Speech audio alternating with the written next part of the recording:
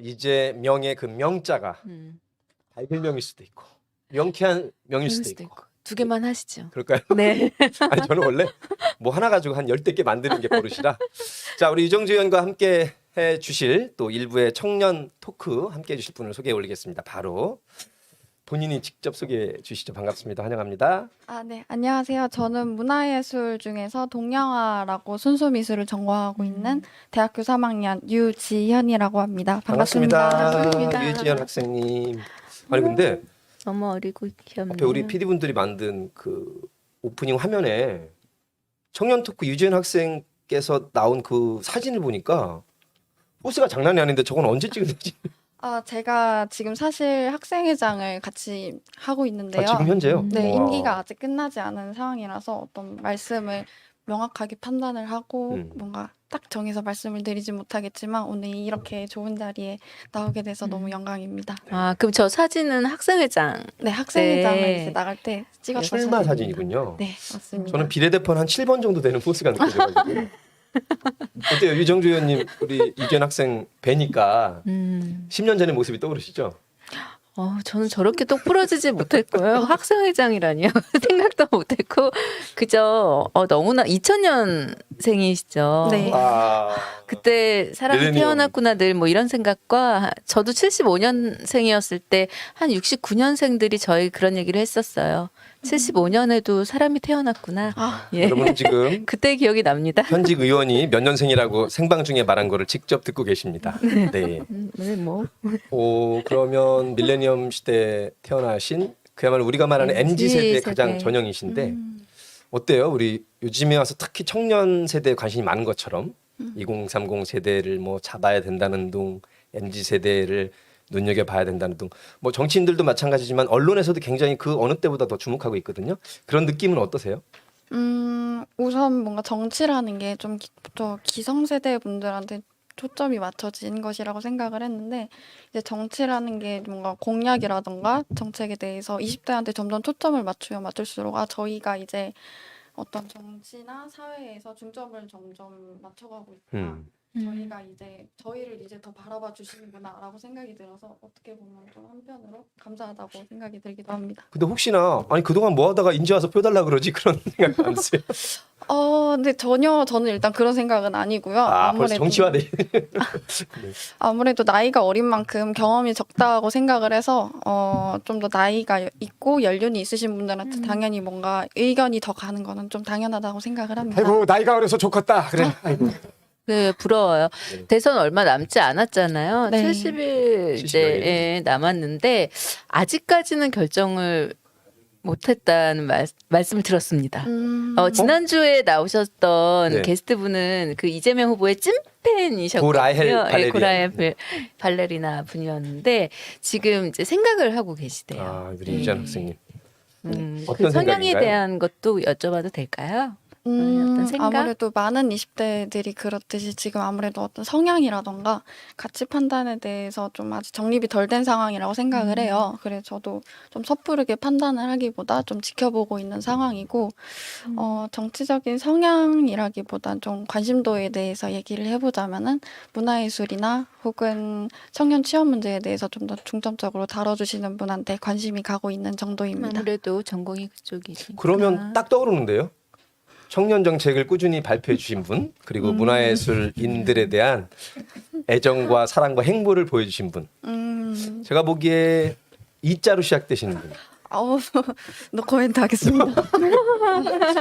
역시 학생회장 나오신 분이라 네, 네. 굉장히 그렇죠. 정치적이신데. 강요하면 안 돼요. 근데 제가 문화체육 관광이고요. 네. 저도 영상 전공을 했어요. 그렇죠. 그리고 국회에서 청년다방이라는 청년을 다 모아서 방법을 찾아보자. 그래서 이 또래의 네. 문화 그 신인이랄까요, 청년들이랄까요, 대학생들 신진 예술가들 많이 만났거든요.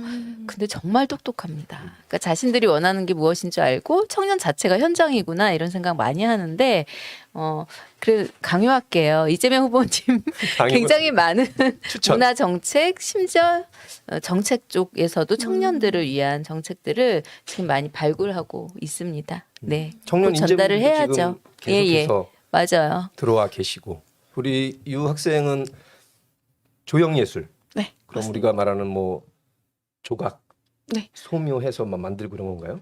네. 보통 흔히들 회화라고 하시죠. 이제 순수 미술을 전공을 하고 있고 동양화를 전공을 하고 있는데 제가 좀 이어서 얘기를 해보자면 네. 순수 미술을 전공하게 된 계기를 먼저 말씀을 드릴게요. 저는 아무래도 순수 미술이라는 게 저희 내면의 자아를 꺼내서 시각화한다는 점이 가장 매력적이어서 전공을 하게 됐고, 그게 계속 이어지다가 고등학교도 이제 예술고등학교까지 진학을 하게 되었고, 이제 거기서 더 나아가서 이제 좋은 이제 성실도가 좀 쌓이다 보니까 좋은 대학까지 진학을 하게 되었습니다. 성실도가 쌓였어요? 네. 그 성실도는 어떤 건가요? 음, 그 분야의 실력이나 관심이 더 높아졌다? 네, 조금 더 오. 이제 재능과 더불어서 이제 시간을 온전히 다 완전히 투자해서 좀 저는 학생이 본인이 재능과 시간이 투입됐다고 하신 분은 처음 들었는데 스스로 자신감이 성실도 네, 자부심이 열심히 있어요. 살았습니다. 그러면 자존감이 높으신 거죠. 누구와 다르게. 3학년이시니까 우리 예술 쪽에 종사하시다가 이제 국회의원이 되신 우리 유정주 선배님을 뵈면 우리 유지한 학생은 뭐 정확히는 아니더라도 내가 이렇게 살아가야 되겠다 이런 게 그려지신 건가요 지금? 그 어떤 저희 미래에 대해서 직업이든 자기의 포부든 목표든. 사실 저의 큰 목표는 문화재단을 설립을 하는 건데요. 우와. 너무 큰 꿈이라서 사실 아니에요. 엄두도 못 가능하죠. 내는데 가능합니다. 지금도 문화재단은 있지만 제대로 된 잘된 문화재단을 설립하고 싶다 와. 이런 말씀이신 네, 거죠? 맞습니다. 좀 이제 20, 30대 때까지는 취업이라던가 아니면 좀 다양한 기업에 들어가서 경험도 쌓고 어떤 현장 경험을 쌓은 후에 그래야지 문화재단을 설립하고 나서도 어떤 문제가 생겼을 때 저희가 직접 현장 경험을 겪은 사람으로서 뭔가 사람들을 제대로 통솔할 수 있다고 생각을 하거든요. 네. 그래서 뭔가 머나먼 꿈이긴 하지만 이제 제 생각은 문화재단을 설립을 하는 것입니다. 그 전에는 이제 현장 경험을 좀 쌓으시고. 네. 오. 어떻게 그런 생각을 하게 됐어요? 그러게요. 그 계기가 더 궁금한데요. 재단을 만들겠다는 네, 생각까지 간다는 그러게요. 거는 굉장히 따박따박 이제 인생 설계를 하신 것 같은데. 제가 아무래도 좀 여기서 좀 개인정보가 나오긴 하는데 제가 강릉에서 왔어요. 근데 딱 보는데 강릉에서 오신 것 같았더라고요. 아 강릉 필이 커피의 명소, 대한민국 최고의 동해안의 명소 강릉에서 오신 것 같더라고요. 바닷바람이, 바다향이. 굉장히 멋진 곳입니다. 환영합니다. 네. 굉장히 멋진 곳인데 사실 어떻게 보면 강원도라는 곳에 속해 있기 때문에 강원도가 좀 문화예술에 대해서 좀 많이 인지하기 어려운 곳이에요. 아직은 소외된 느낌이 있어요. 네, 소외된 느낌이 강해서 강원도에도 좀 문화예술을 접할 수 있는 오프라인으로도 접근 기회를 좀 많이 만들고 싶다라고 해서 정확히는 강원도에 이제 속해 있는 문화재단을 좀 만들고 싶습니다. 와, 그 강역 단체니까 네. 강원도도. 아, 그쪽이 지역구로 나가시겠는데. 나중에 예. 강원도 전체가 아마 180만 명 정도 이렇게 네. 되고 우리 그러면 지금 학교는 서울에서 네, 학교는 서울에서 다니고 다니시고. 있습니다. 네, 이화여대에서 그 진짜 동양화하고 계신다고. 조형하고 동양화를 동화- 복수전공 복수전 비슷한? 네, 이제 조형예술 학부에 동양화가 들어가 아, 있습니다. 그렇구나. 요즘 학부 안에 네. 저희는 어울려요. 그 문화예술을 하는 대학생들 보면 그냥 학교 공부만 했던 혹은 뭐 지금은 이제 방송 쪽에 있지만 부럽기도 하고 음. 좀 이제 솔직히 얘기하면 저희 때만 해도 문화예술 쪽 한다면 레슨비도 비싸고 공부 집안이 좀 집안이 좀 좋고 뭐 있어야 이래야 되고 그런 물론 느낌이 이제 있죠. 어렵지만 열심히 하는 친구들도 있는데 어떠셨어요 유전 학생? 학창 시절에 그 학비나 이렇게 그 전공을 계속 유지하시기는? 사실 이 부분에 대해서 제가 이제 후보님께서 말하시는 공정이란 것에 대해서 저도 좀 문화예술과 관련해 생각을 해봤었는데 네. 저도 가장 많이 들었던 게 아무래도 문화예술은 좀 돈 있는 사람들이 하는 거다라는 혹은 돈이 많이 든다. 네, 돈이 많이 든다라고 하는 거 실제로도 많이 들었어요. 그래서 저도 좀 많이 부담을 느꼈었는데 좀 이전 질문에서 조금 일찍 가져와서 공정에 대해서 얘기를 해보자면은 네. 개인적으로 문화예술에 대한 접근성 격차를 줄이는 게 어딘가에서 빛을 보지 못한 숨어있는 인재들이 예술을 꿈꿀 수 있는 기회를 제공을 한다고 생각을 하고요. 지금 출사표를 던지신 것 같은 그러니까요. 자꾸 네, 정제된 언어로 지금 준비하셨습니다. 문화에 대한 접근성을 줄여야 된다. 네. 뭐 액세스권이라는 말도 우리 방송계에서 쓰는데 그래 문화예술에 한정해서 제가 생각하는 공정은 최소한 문화예술을 시작하기에 어렵지 않은 환경을 만들어주는 것이라고 생각을 하거든요. 네네네. 네, 그래서 아니, 그거는 정말 대단하십니다. 그 제가 아까 청년들 많이 만나봤다고 했잖아요. 정말 우리 청년들이 영리하고 생각이 깊어요. 스마트하시죠. 예, 그러니까 현장 그 자체고 방법을 알고 있더라고요. 근데 지금 또 만나니까 그 생각이 드네요. 그리고 그 어제 그 마이클 샌델하고 이제 이재명 대담이 후보가 있으셨죠. 대담이 있었는데 거기에서 이제 공정과 불공정에 대해서 나왔는데 비슷한 말씀을 하셨어요. 시작의 첫 출발이 다르고 또 태어난 환경에 따라서 이 문화 예술이든 어느 분야든 간에 격차가 벌어질 수밖에 없다. 그런 게 어떤 형식적으로는 굉장히 평등해 보이지만 사실상은 그 빈부의 차이로 인해서 이제 그 스타트가 다른 거죠. 근데 제가 지난번 예술인들 청년들을 만났더니 그 얘기를 하더라고요. 공부를 할 때도 힘들었지만 집안 환경에 따라서 졸업을 하고 나서 확연하게 나뉜대요. 그러니까 좀 괜찮게 사는 친구들은 계속해서 예술을 할 수 있고, 버틸 여력이 있고. 네, 유학을 갈 수 있고 자기 작품을 만들 수 있지만 반면에 그렇지 못한 친구들은 자기 작품을 중단하고 아르바이트를 하면서 틈틈이 이제 예술 활동을 해야 하는 이제 그러니까 구조적으로 좀 그런 친구들이 평등하게 같이 출발할 수 있는 노선이 아직 지원 정책이 마련되어 있지 않거든요. 근데 그런 말씀을 또 해주시니까 역시 다 알고 계시는구나라는 생각이 접근성을 듭니다. 높이는 정책이 필요하다는 누구나 말씀이시고. 누구나 같이 근데 접근성을 굉장히 이제 높이는. 철학적으로 어려운 게 어디까지 공적 세금이라든가 재원을 통해서 뒷받침을 해줄 것이냐. 그렇다고 사적 영역에 무한 경쟁에만 맡겨둘 수는 없는 영역이고 이제 이 포트폴리오 비율을 정해야 되는데 구체적으로는 아니더라도 우리 유재한 학생은 국가에서 혹은 지방자치단체에서 이 정도로 문화예술계에 지원과 뒷받침을 해주면 그래도 나라에서 지방에서는 할 만큼 했다. 내가 더 열심히 해야지 이런 마음이 들 수 있을까요?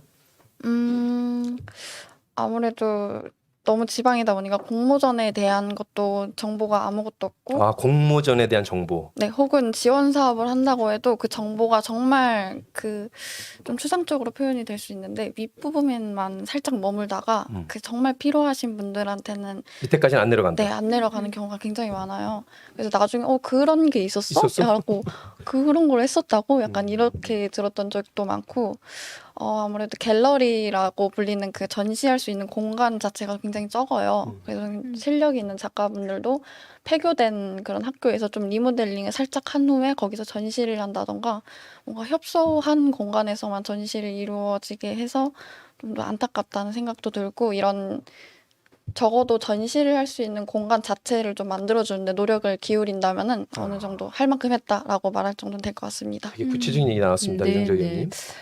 제가 여기서 늘 헷갈리는 게 있어요. 늘 듣는 얘기예요. 공간 부족에 대한 부분들 그리고 학교 리모델링은 예전부터 많이 했었잖아요. 내가 귀가 어딘가 봐. 공간 부족으로 들었어. 네, 내가 공감 능력이 부족한가 봐. 공간. 네. 공간 발음이 안 좋아. 아니 제가 못 들었습니다. 두 가지 다 중요하네. 근데 그것도 지역에 내려가서 그 부분에 대한 얘기를 하면 문화재단 말씀하셨죠. 지역이 갖고 있는 문화재단들은 공간이 남아돈다는 거예요. 그러니까 그러니까 미스매치가 예, 있는 거죠. 그렇죠. 그래서 어디서부터 뭐가 그러면 어떻게 잘못된 거지? 그러니까 원하는 공간이 없다라는 얘기인지 진짜 우리 말 그대로 공간 자체들이 부족하다는 수요자는 있는데 없다는 것인지 이런 조사들, 이런 전수 조사도 좀 안 돼 있는 거죠. 예, 그런 거에서도 지금 저희가 많이 문체부에서 그 문체부하고 문체위에서 조사를 하는 중이기는 합니다. 진짜 활용도가 있어야지 공간만 있다고 되는 게 아니거든요. 만약에 무대라고 하면 조명도 있어야 되고 무대의 크기도 있어야 되고 공연을 할 수 있는 여건이 돼야 되는데 덜렁 공간만 만들어 놓고 여기 와서 공연해 할 수는 없는 거잖아요. 중요한 말씀이시네요. 예, 그래서 어떤 그런 디테일들도 좀 살펴볼 때가 되지 않았나 이런 생각이 드네요. 예. 비단 뭐 공간뿐이겠습니까? 우리 젊은 예술인들이 그 가장 최소한도의 필요한도의 지원을 받는 거예요. 예를 들면 뭐 가장 기본적인 문화예술 기본소득 혹은 청년들 물론 도덕적 해이에 빠지지 않도록 여러 가지 그 심사는 해야겠지만 그런 것도 좀 필요하다고 우리 문화예술계에서는 이런 얘기가 나오고 있거든요. 어떠세요? 아직 생업에 직접 들어가신 건 아니시지만. 제가 아직 사회에 직접 뛰어들진 않았지만 이제 대학 생활을 하면서 어쩌다 보니 좀 다른 학교 학생들과 같이 협업을 해서 팀으로 어떤 나갈 기회가 생겼어요. 이제 거기서 서울시에서 해주시는 청년 문화 이런 지원 사업이었는데 이제 그런 곳에서 뭔가 다른 이제 실제 생업을 하고 계시는 분들께서 이제 예술을 같이 진행을 하고 계셨는데 이제 그런 분들은 몇백만 원씩 몇천만 원씩 지원을 받으면서 그때서야 이제 좀 숨통이 트인다라고 얘기를 하시더라고요. 마중물이 되는군요. 네. 몇 천을 받은 곳은 어디예요? 몇 천을 받았다니 좀 아니, 그런가요? 합치면 그럴 수 있어요. 네, 좀 이때까지 지원받아왔던 모든 금액들을 합치면 몇 천 그러니까. 정도고요. 오. 이제 그 사업만 딱 보게 된다면 한 500에서 600 정도 됐습니다. 예. 그런데 그게 자꾸 이렇게 저는 이제 생각이 많다 보니 마중물에서 그치는 경우가 많아요. 그러니까 시작만 하게 하고 그 뒤에 지원이 안 되거나 또 지원에만 기댈 수는 없거든요. 학생 작품이어도 그 투자 혹은 뭐 이렇게 모태 펀드 같은 것들이 좀 있으면 어떨까 이런 생각이 듭니다. 끝까지 완성을 하지 않으면 사실 중도에 그만두는 경우도 굉장히 많고 아까 사실 귀담아 들었던 게 지원 사업은 되게 많고 액수도 들으면 굉장히 큰데 우리한테 돌아오는 건 없는 것 같아요. 그렇죠? 그런 게 보면 사실 기득권이라는 거는 어디에나 있어요. 그래서 왜 협회장이나 뭐 이런 분들 다 나이가 좀 있으신 분들이 와서 말씀하시는 거는 신진 예술가나 청년 예술가들을 위한 정책보다는 이제 조금 자신들 그 중심부에 있는 분들이 원하는 정책들을 많이 말씀을 하시거든요. 그걸 타파해야 될 것 같아요. 예. 네. 그래서 제가 그것도 물론 중요하지만 한 번쯤은 오셔서 청년 예술가들이 힘드니 이런 제도를 마련해 주십시오라고 어른들 먼저 목소리를 내주시면 참 감사하겠다. 그런 말씀 드린 적도 있었거든요. 그 모든 것을 유정주 의원님이 네. 책임을 지시겠습니다.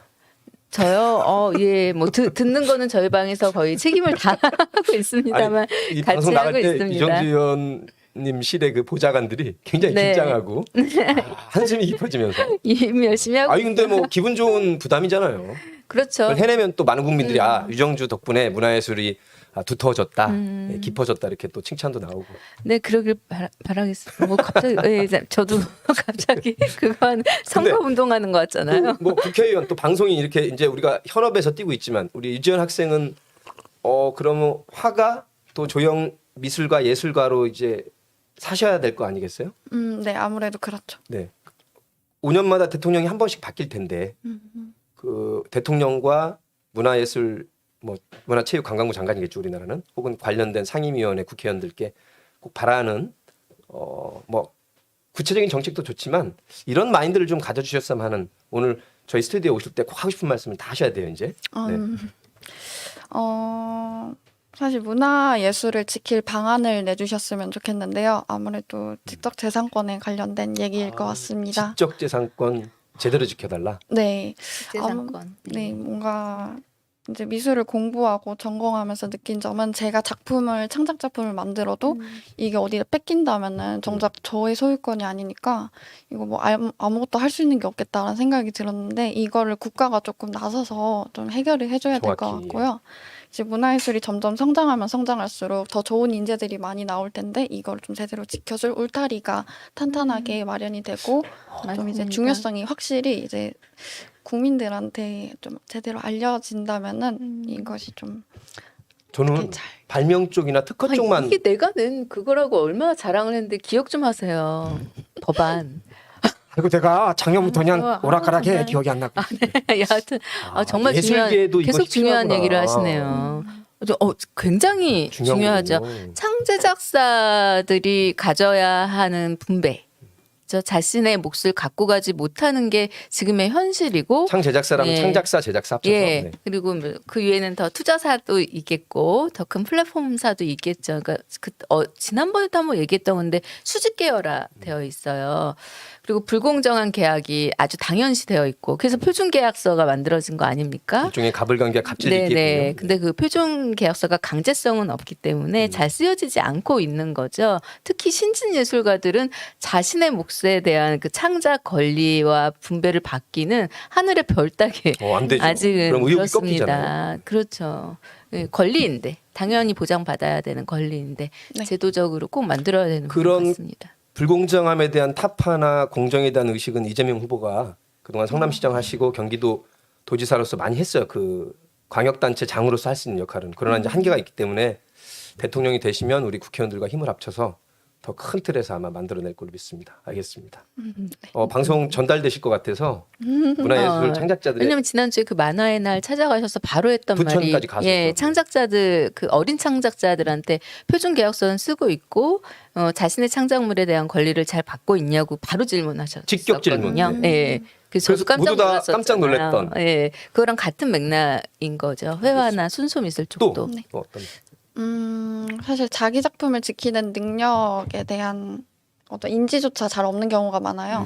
이제 아무래도 모르는 거지. 아름아름 되어 있다 보니 혹은 이게 막 저희가 표현하기로 이제 일반인이라고 표현을 하는데 예술을 전공하지 않으시는 분들이 저희랑 접촉할 일이 많이 없다 보니까 어떤 저희끼리만 암묵적으로 지키는 룰만 있을 뿐이지 그거가 누군가 빼앗는다고 하면은 이제 암묵적인 거를 지키지 못했다라고 할 정도지 그냥 뭔가 딱 법으로 정해지지 않았기 때문에 자기가 어떤 것도 할 수가 없고 맞습니다.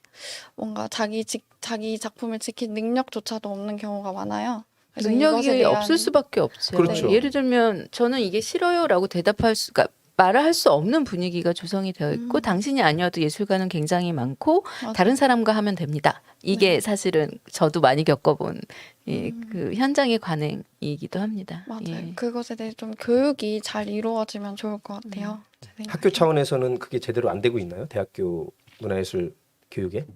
아무래도 좀 주류가 아니다 보니까 이것에 대해 좀 관심도가 많이 떨어지는 경우가 많아요. 알아서 해야 하는 걸로. 네, 그냥 알아서 해라 약간 이런 느낌이 더 강해서 알아서 필드 가서 뭐 알아서 잘 해봐라 이런 게 강해서 좀 교육에 대한 강조성을 국가 차원에서 좀 강조를 해주면 좋겠다 아, 생각하고 그렇군요. 있습니다. 그러니까 소통과 정보 제공이 국가의 또 중요한 그렇죠. 책무 중에 하나잖아요. 그러니까 예술대학이 꼭 예술만 가리키는 게 아니라 그럼요. 자신의 작품을 지켜내고 지식재산권이 얼마나 중요한지 이런 것도 커리큘럼에 들어갈 필요가 있다고 생각이 들어요. 예. 그 요즘에 오징어 게임 또 지옥까지 전 세계 OTT 플랫폼을 대한민국 작품이 지금 어쨌든 휩쓸고 있는데 오징어 게임 보면 세모 동그라미 뭐 네모 이런 거 있잖아요. 네. 그 예술대 미대 학생이 보시기에는 그것도 불티나게 막 아류작인지 아니면 뭐 허가를 받고 제품을 판매하는 건지 모르겠지만 어떠세요? 이렇게 미술가의 눈으로 보는 지금 한류 작품들에 나와 있는 그게 디자인, 뭐 그다음에 뭐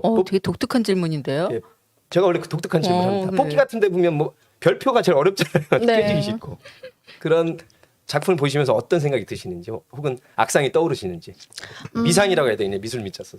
일단 그런 거대한 스케일의 어떤 컨셉 작품이라고 하죠. 그런 게 한국에서 나왔다는 게 일단 너무 자랑스럽고 또 어떻게 보면은 이렇게까지 한국이 올라갈 수가 있구나, 이렇게까지 표현을 해낼 수가 있구나 생각이 들지만 좀 이제 나중에 엄청 올라가고 나서 뭐 또 핫이슈가 되고 나서 들었던 게 제가 그 저작권에 대한 또? 저희한테 없다. 제가 지난주에 얘기했습니다. 저희가 늘 네. 짚고 있습니다. 네, 이제 인스타라던가 이런 SNS를 보다 보면 그런 정보가 이제 들어와요. 맞아요. 저희한테 가지고 있는 게 없다. 그럼 넷플릭스가 갖고 있습니다. 네. 그래서 어쩐지 감독님이 좀 추레해 보이시는 형태로 인터뷰를 하신다. 황동혁 감독 얘기하는 거예요? 너무 이것은 좀 황동혁 그런가요? 감독님은 제 1년 후배입니다. 과 1년 후배인데 뭔가 이제 성공한 아니, 감독이라고 원래 하면은 스타일이 이렇게 소탈해요. 제가 너무 좀 잘못 판단한 아니야, 것 근데 같은데. 첫- 굉장히 해볼 중요한 수- 이야기를 하신 맞아요. 거예요. 그러니까 우리 인력들은 너무나 뛰어나고 아이디어도 너무너무 좋고 정말 그 전 세계가 그 오징어 작품을 보고 다 동감을 하잖아요. 그 불공정함과 평등하지 않은 사회에 대해서 규제 자체가. 어제도 그 얘기가 나왔더라고요. 대담에서 이재명 후보가 말씀을 하셨었거든요. 그런데 사실은 우리 작품이 아닌 알고 보면 지식재산권은 우리에게 없는 그런 연기력, 작품들이 스토리텔링, 많습니다. 연출력만 우리 거고. 우리 거고. 예. 근데 뭐 코리아 황동혁 감독이라든가 코리아라는 것은 전 세계 사람들이 알았으니까 이제 실속 있게 차근차근 들어가야죠. 그죠? 네, 이제는 좀 그쵸. 직접적으로 상생해서 우리 플랫폼들이 그런 작품들을 자, 5분 찾아야죠. 남았는데 우리 음악인들은 한두 소절 노래를 해도 돼요. 악기 안 하고 네. 저 선거법에 안 걸리는데 미술인한테는 뭘 그려달라고 해야 할까요? 저는 어떤 걸 해야 될까요? 자 그러면 자기 그림 갖고 오라고 그러고. BTS의 노래 중에 좋아하는 대목을 세 소절을 불러주시면 예. 제가 아이돌을 별로 바로 나올 것 같은데. 저희가 대본이 없어가지고 음, 뭐 좋아하세요? 블랙핑크든 뭐 BTS의 젊은 분들이시니까 저는 블랙핑크 좋아합니다. 노래 중에서 네. 킬링 디스 러브 할까요? 킬 디스 러브? 무 기자. 이럴 땐 아이돌을 잘 알지 못하는 게 좀 민망하네요. 앞서줘요. 요즘에는 코로나 때문에 노래방도 잘 못 가시죠 젊은 분들도. 네.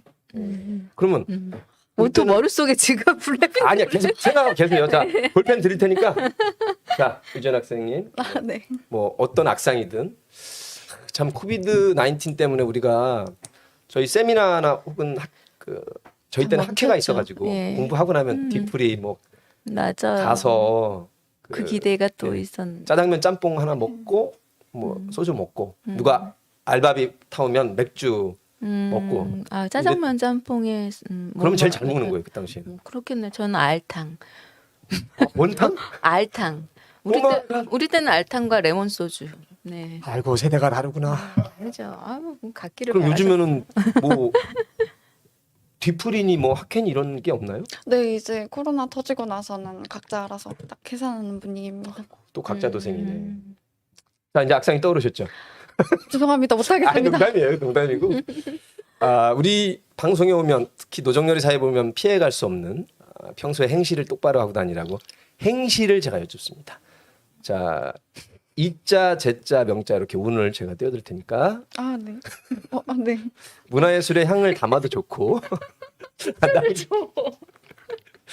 자, 우리 2000년생입니다. 참 대한민국 2000년생들은 우리나라가 일본을 능가하는 이런 선진국이라는 걸 지금 너무나 당연하게 생각하시잖아요. 우리 때는 정말 우리 때는 일본을 능가하는 거. 10년은 늦었다 이렇게 생각했었는데. 워키토키 무슨 맞아요. 뭐 사뇨부터 일본 전자제품을 넘어서야 된다는 강박관념 혹은 우리 이웃 나라인데 우리를 식민지로 억압한 나라인데 우리가 못 넘어. 그때는. 근데 뭐 그랬었죠. 지금은 뭐 다 따라가는 분위기. 따라가는 게 뭐예요? 삼성, LG가 전 세계에서 가장 많이 팔리죠.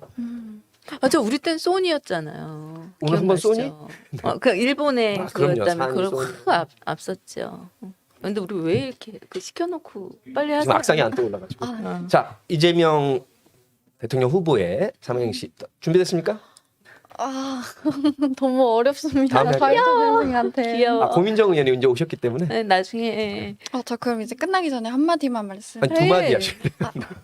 제가 이제 예술대학생 네트워크라는 집단에 소개로 나갔기 때문에 아, 문화예술을 전공하고 있는 한 학생 개인으로서 나온 것이며 제 의견은 이제 아무래도 학교 학생 의견들과 네. 조금 다를 수도 있고 이제 아이 무관함을 먼저 말씀을 드리겠습니다. 그 말씀이 중요해요? 네, 저한테는 굉장히 중요했습니다. 조금 당당하게 크게 얘기해도 될 것 같아요. 중요한 부분이니까. 네, 저는 이제 한 학생 개인으로서 여기를 나온 것이고 이제 그럼요. 네. 공식적인 제가- 입장과 네, 차이가 있을 수 그럼요. 있다라는 많이 들어본 버전. 네, 학생회장을 하고 있기 때문에 여기로 뭐 대표해서 나온 건 아니라는 점 먼저 말씀을 드리고 싶습니다. 이재명 후보 포함해서 여야 정치권 대선 후보들 그리고 국회의원들 또 문화체육관광 위원님들 그리고 문체부 장관에게 꼭 하고 싶은 말 한 오늘 못 하신 게 있다면 중요한 말씀 해주셨는데 이걸 끝으로 마지막 네, 총평하겠습니다. 오늘 했던 말을 좀 총평을 하는 거가 될 것 같은데요. 문화예술에 대한 가치를 좀 알아봐 주시고 이거에 관련된 정책 공약을 좀 더 신중하게 많이 실제로도 행할 수 있는 그런 정책을 많이 만들어 주셨으면 좋겠습니다. 감사합니다. 네. 자 가시기 전에 정성중님이 유정주 의원 조카 아닌가요? 둘이 닮았어요. 근데 실제로 제 조카랑 되게 닮았어요. 아, 정말요? 윤돌이보다 이 여학생분이 훨씬 토론 잘할 겁니다. 아, 여기서 윤돌이란 이렇게 도리도리 하시는 분이고 가장 중요한 거 헨리 라버트님이 강릉 지역구로 나가서 권성동 좀. 다 아실 거예요. 멋진 미래 그리고 희망찬 미래 그리고 하루하루가 더 신나고 재밌는 미래가 더 펼쳐지길 바라고요. 우리 유재현 학생뿐만 아니라 이 방송을 보시는 우리 청년 분들 정말로 응원합니다. 고맙습니다. 다음에 또 기회가 되면 뵐게요. 투표는 꼭 하시라고.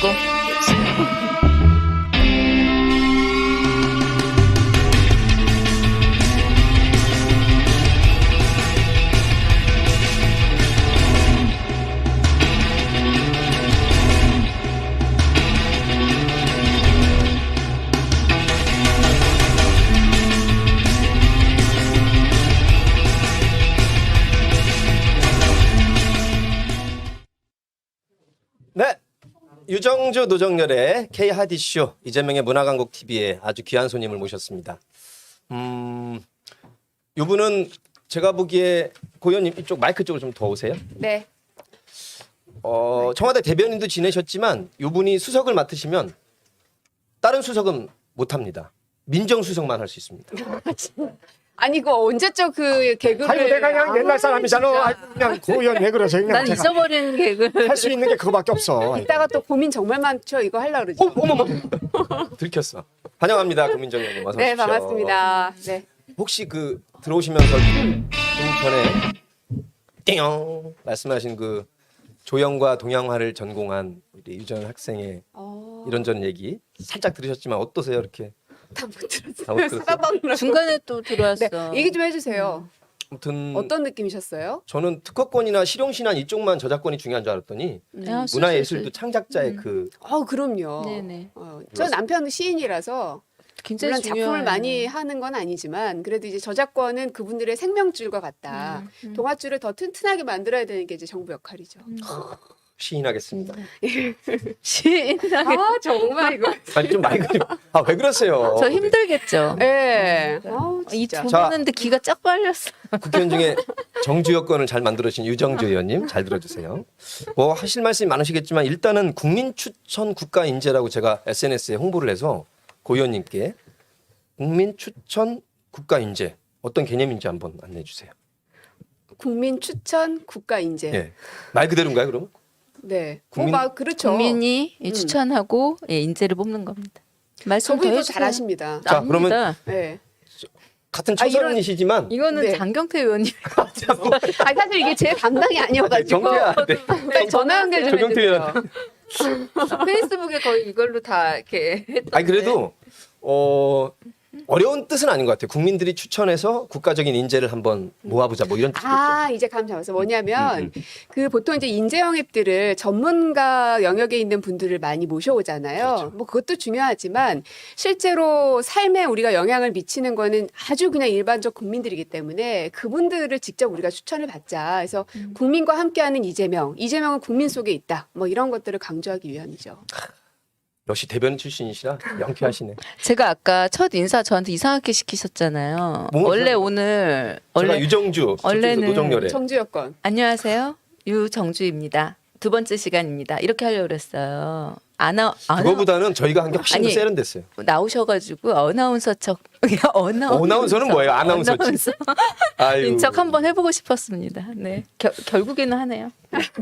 그 유정주 의원 되게 개성 있는 독특한 분이시라고. 그죠? 예. 혼날 것 같네. 잘 만났다. 임자 만났다 오늘. 그래서. 아 유정주 의원. 아니, 한번 따라해보고 그 싶었어요. 넓은 본회의장에서도 네. 우리 유정주 의원이 멀리서 보이면 굉장히 이렇게 잠이 확 깨고요. 기분이 굉장히 이렇게 탁 트인다고 해야 되나? 정말요? 제가 너무 네. 졸아서요. 아니 왜냐면 진짜 할 말 딱 하시고요. 그 왜 국회가 너무 형식적이고 너무 그 양복 그 느낌이에요. 딱딱한 관행에 국회는. 휩싸여 있고. 네. 근데 그거를 깰 수 있는 딱 적재적소에 딱 맞는 초선 의원님이 되셨구나. 그래서 이런 분들이 많아지셔야 된다고 생각합니다. 문화예술인이라서 그렇게 그 얘기도 하고 싶어요. 옛날에 그 우리 저희 누굽니까 유호정 의원님께서 네. 옷을 치마를 입고 오셔가지고 한번 정의당의 요정. 굉장히 의원님. 있었었잖아요. 근데 네. 그 당시 사실 우리 유정주 의원님도 바지 근데 난 그날 못 입고 갔어요. 우리 보좌진들이 그래도 윗도리는 입었잖아요. 위에는 그냥 가디건을 입었는데 윗도리를 어쨌든 이런 거 안 입고 네. 나름 좀 그 캐주얼하게 네. 입고 오시고 패셔너블한. 네, 패셔너블. 그때 너무 제가 잘하셨어요. 그때 약속했던 거를 의원이 지켰던 맞아. 거라 네. 제가 그거를 페이스북에 또 옹호했다가 난리가 났었죠. 아니, 할 말은 하는 거고 판단은 국민들이 하시는 거죠. 네. 우리 고 의원님께는 여쭙고 싶은 게 굉장히 많은데 네, 일단 방송에서 여러 차례 말씀하셨겠지만 청와대 대변인을 역임하셨기 때문에 네, 지금 이제 4개월 조금 남으신 이제 문재인 대통령이 이 오미크론 사태 터지고 지금 다시 방역이 강화가 되면서 12월 달에는 원래 송년 모임도 많고 조금 약간은 왁자지껄한 이런 분위기로 보내길 바랬는데 우리가 약간 지금 움츠러들었어요. 그렇죠. 청와대도 얼마나 고민이 많겠습니까? 너무 죄송합니다. 너무 죄송하고 우리가 막을 수만 있는 거라면 뭘 해서든 막지요. 그런데 이 감염병이라는 게 뭐 그러지 않다 보니 하지만 그 숫자를 최소화하고 또 이제 중증으로 가시는 그런 그 확률들을 좀 줄이는 게 정부 역할이어서 다들 힘드시겠지만 좀 방역 조치를 강하게 좀 내렸습니다. 2주간 동안만 이게 바짝 딱 잡히면 다시금 또 일상으로의 여러 가지 그 방안들이 조금 또 완화될 수도 있거든요. 근데 지금은 그 나이가 좀 있으신 분들의 그 중증 그 확률이 너무 많아졌기 네. 때문에 어쩔 수가 좀 없는 상황입니다. 맞습니다. 그러니까 너무 제가 이런 뉴스가 있을 때마다 막 한숨이 푹푹 쉬어지는 게 왜 이렇게 우리 문재인 정부는 늘 위기가 생길까. 2017년 처음 들어서자마자 미사일 발사가 엄청 있었습니다. 거의 일주일에 한 번씩이었어요.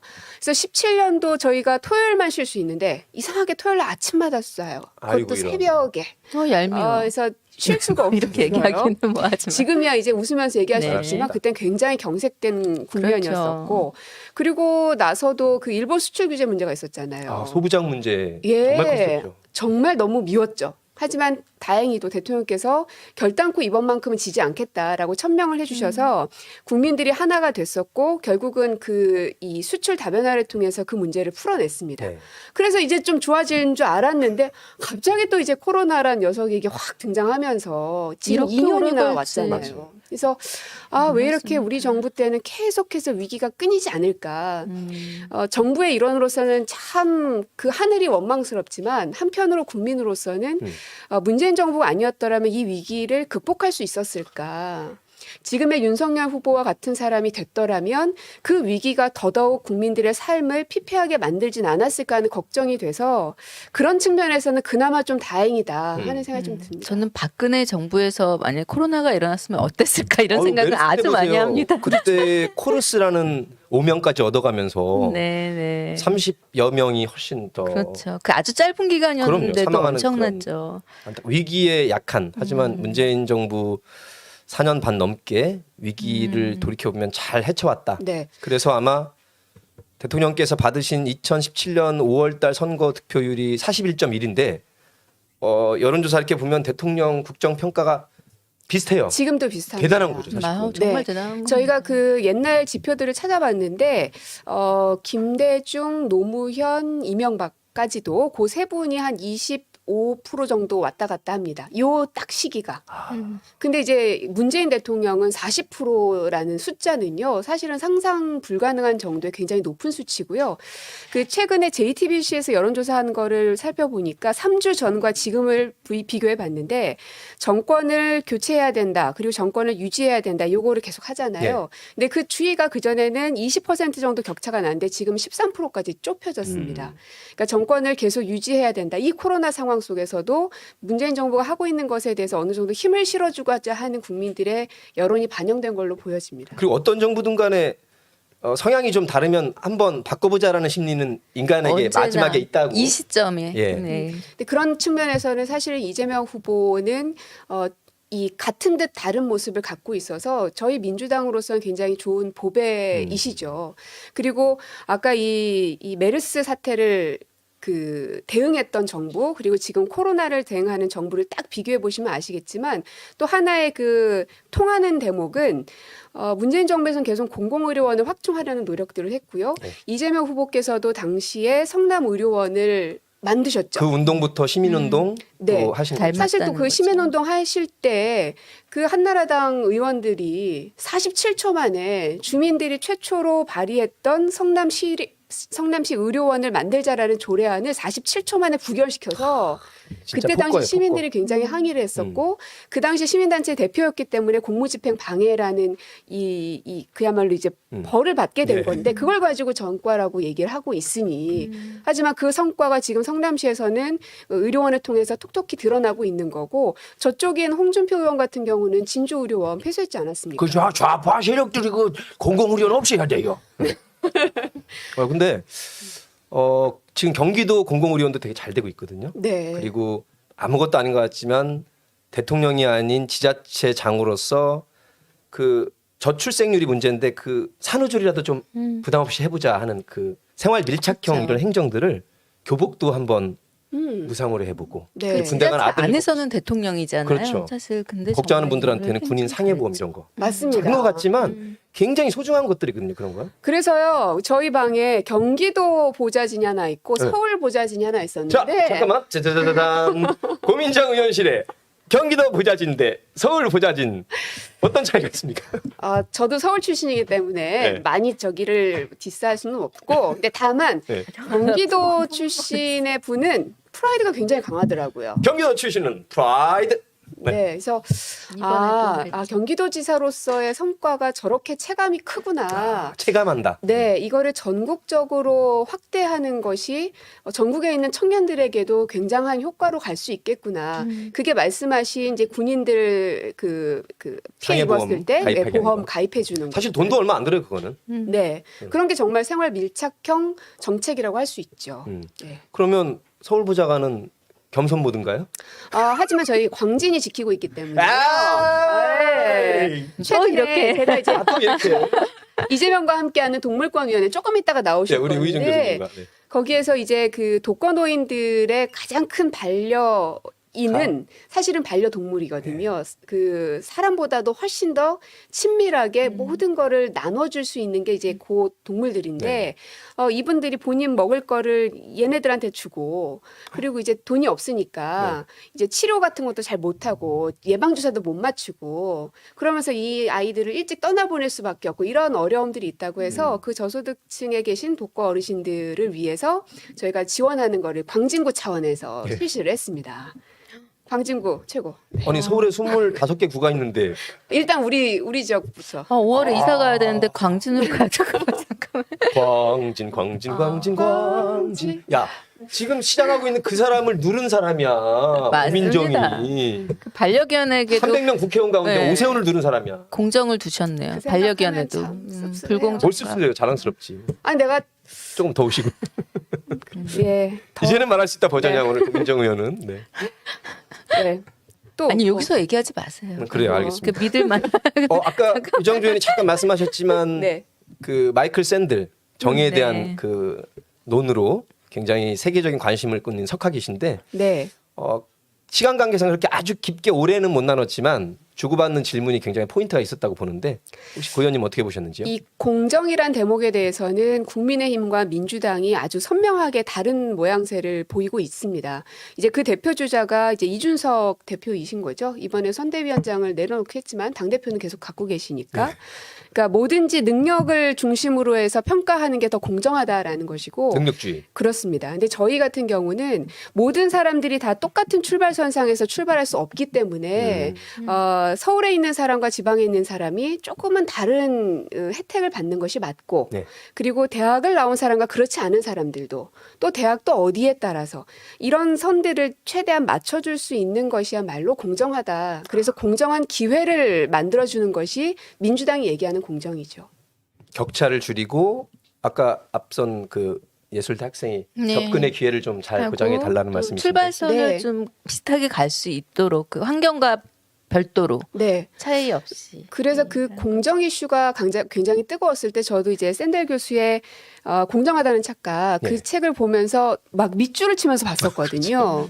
근데 이재명 후보께서도 굉장히 좋아하는 분이라고 하면서 팬이라고 또 말씀을 하셨더라고요. 그래서 굉장히 잘 통하시는 두 분이 만났구나. 그래서 이제는 지금은 후보로서 만났지만 이제 대통령이 되시면 실제로 그 샌델 교수가 얘기하고 있는 진정한 의미에서의 공정을 대한민국 사회에서 좀 실현해 볼 수 있을 거라고 기대가 생각합니다. 됩니다. 이제 70여일밖에 안 남았는데 아니 그런데 네. 와 그 뻔뻔해요. 저는 임차인입니다. 했던 그죠. 가짜 임차인 윤희숙 씨가 아니 멘트를 하지를 말지 코미디 정말 웃길 일 없는 국민들에게 추천합니다라면서 그 대담을 사실은 국민의힘에서는 마이크 샌델 교수에 대해서 이런 방구도 해서는 안 된다고 생각합니다. 왜냐하면 이준석 대표가 약장수에 불과한 교수의 말을 가지고 민주당에서 왈가왈부한다라고 분명히 말한 적이 있습니다. 마이클 샌들에 대해서요. 네. 네. 그랬던 사람들이 이제 와가지고 마치 대단히 그분의 어떤 그 철학과 사상에 대해서 이해하는 것처럼 얘기하는 것은 참 표리부동한 일이죠. 그렇죠. 100만 원 줘도 일할 사람은 일해라. 이렇게 말하는 후보죠. 언제 또 100만 원 내려갔어? 150 아니었나요? 150 사실은 나왔고 150만 원만 100만 원도 주고 나왔습니다. 일할 사람이 넘칩니다. 그래서 제가 네. 주 52시간이 문제가 아니고 그래가지고 아프리카에서만 네, 육체 노동을 그렇죠. 하는데 저는 법무부 장관의 부하가 아닙니다. 사실은 네.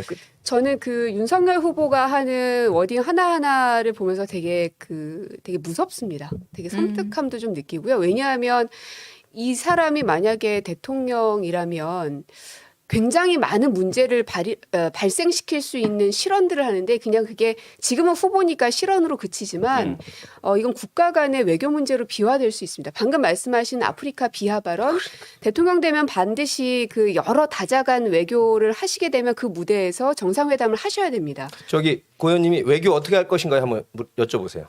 어떻게 하실 겁니까? 외교는 법과 원칙에 따라서 하는 겁니다. 원래 법과 원칙에 따라서 문화예술도 법과 원칙에 따라서 하고 외교도 법과 원칙에 따라서. 네. 저는 법무부 장관의 부하가 아닙니다. 다른 사람 머리로 하겠습니다. 뭐 이런 거죠. 근데 생각이 30여 년 동안 이 칼잡이로 이제 남 집어넣고 기소하고 이런 것만 해서 아무리 벼락 공부를 몇 달 해도 안 되는 거예요. 아, 저 그러니까 그 말- 토론할 수가 없잖아요. 그 말 하니까 그게 평생을 그렇게 살았잖아요. 그럼. 남을 수사하고 소환하고 조사하고 그랬는데 그 삶을 살았던 사람이 유독 자신의 그 이제 장모와 부인권에 부인권에 대해서는 하지 마라. 어디다 대고 그건 아니고 이런 데다가 논리가 웃긴 게 하지 마라. 일부는 왜? 잘못이 있을 수 있지만 전체적으로는 네. 맞는 겁니다. 이러잖아. 대통령 네. 후보를 뽑는 거지 왜 부인을 뽑는 게 영부인을 뽑는 게 아니지 청와대 않나. 비서 살지만 제 예. 2부속실이라고 네. 부인께 들어가는 인원과 예산 있잖아요, 정확하게. 그게 사실은 이제 이부속실의 역할은 영부인만을 보조하는 건 아니고요. 아니지만. 이제 영부인과 각 가족들 뭐 이런 전반적인 것들을 좀 이렇게 서포트해주는 곳이기는 한데요. 이부속실을 없애겠다는 얘기를 보면서 저는 무슨 생각이 들었냐면, 아, 그러면 앞으로 영부인이든 장모든 무슨 행동을 해도 이 대통령이 필터링 아니라는 없이 이유로? 하겠다는 뜻인가? 왜냐하면 옆에 이제 보좌진들이 있으면 우리도 이제 의원 하다 보면 옆에 비서진들이 있으면 좀 필터링이 됩니다. 우리가 뭔가 말을 할 때에도 혹은 자료를 조사를 할 때에도 우리가 혼자 하는 것보다는 이제 보좌진들이 아 이건 안 됩니다. 이건 문제가 있습니다. 뭐 이런 것들을 같이 논의를 할 수 있는 구조가 되는 거거든요.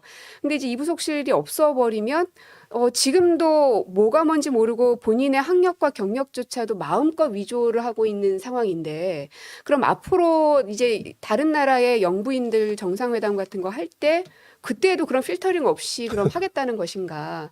얼만큼의 외교적 참사를 맞닥뜨려 왜 근데 그러한 몫은 우리가 해야 되나? 우리 국민들이 왜 해야 되는가? 맞아요. 그래서 걱정과 저는 복권은 왜 국민의 몫이어야 하는지. 맞습니다. 지금도 그렇습니다, 사실. 그래서 우리는 끝까지 막아야 되는 거죠. 그 참사를. 저는 저렇게 고급스럽게 얘기는 못 하겠고요. 네. 그냥 아니 평생 우리가 사실 목격을 하지 않았습니까? 윤석열 그 후보가 검사 시절에 어느 정도의 수위와 그 강경하게 어떤 한 사람을 딱 찍어서 그 가족까지 뭐 조국 하는 전 것들 장관도 뭐부터 그렇고 시작해서 사실은 요즘에 그동안 다시 삶이 그랬잖아요. SNS랑 그 커뮤니티에 전 신정아 씨가 이렇게 신정아 씨도 마찬가지고 정말 처참하게 맞아요. 끌려가는 아. 그 사진을 보면 그래서 너무 처절하지요. 그 한 가지 가지고 이렇게 예. 몰아갔는데 그랬죠. 그러니까 잘했다는 얘기가 아니라 그 다른 그 당시- 삶을 살던 사람도 아니었고 자신이 그렇게 살아온 사람으로서 나한테만 그 잣대를 대지 마라라고 말할 수 있는 이거를 그게 완전 내로남불이죠. 예. 그래서 저는 윤노남불이란 요즘은 그 말이죠. 내로남불이란 말도 너무 진부해진 거예요. 그래서 그냥 윤석열 후보를 보면 생떼 쓰는 아이.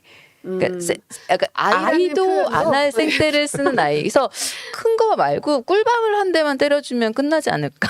꼭 한번 해주시기 바라겠습니다. 아이 같이 구니까. 그리고 당시에 이제 이런 신정아 생각도 듭니다. 게이트를 조사했던 사람도 이제 윤석열 당시 그렇죠. 검사였습니다. 네.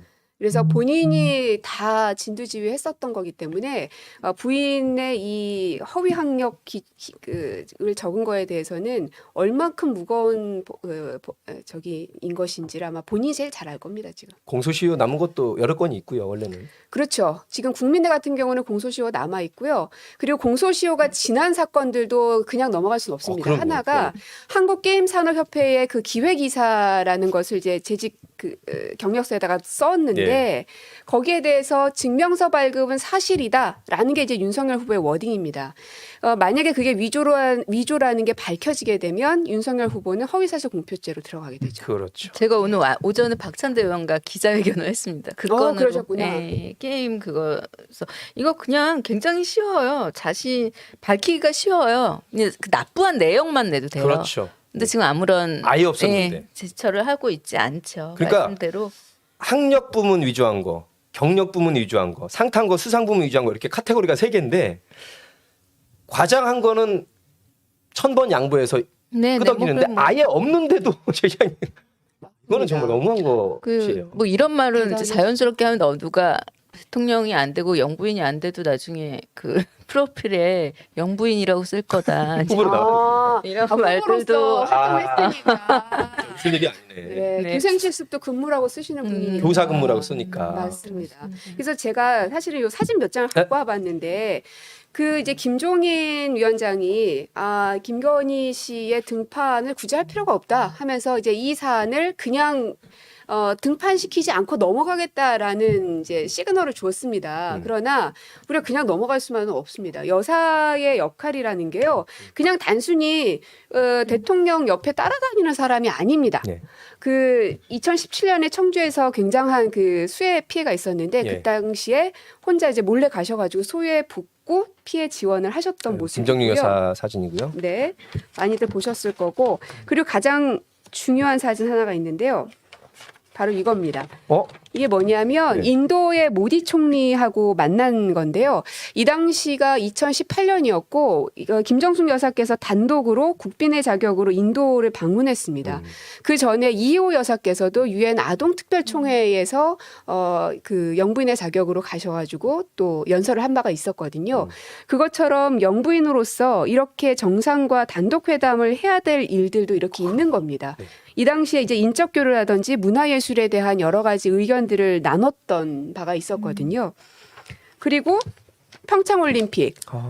이 당시 2017년에 계속 미사일 실험이 있었고 수많은 다른 나라의 선수단에서 한국에서의 그 출전을 좀 꺼려했었습니다. 그래서 오는 것을 어려워하던 시기에 이제 여사님께서 만나는 사람들마다 이 반다비 수호랑 인형을 나눠주면서 꼭 좀 와주십사 이런 그 물밑 외교를 굉장히 많이 중요한 외교사절 역할도 하신 거군요. 맞습니다.